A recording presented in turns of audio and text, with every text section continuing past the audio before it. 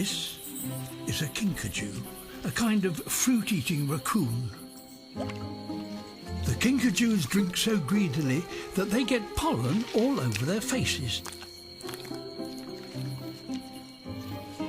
So, as they move from tree to tree, they carry pollen with them.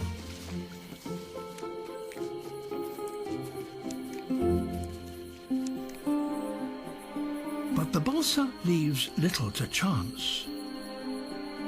The nectar might appear to have run out, but this is just the first round.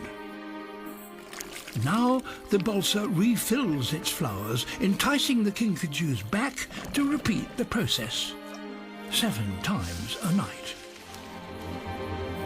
Pollination is complete.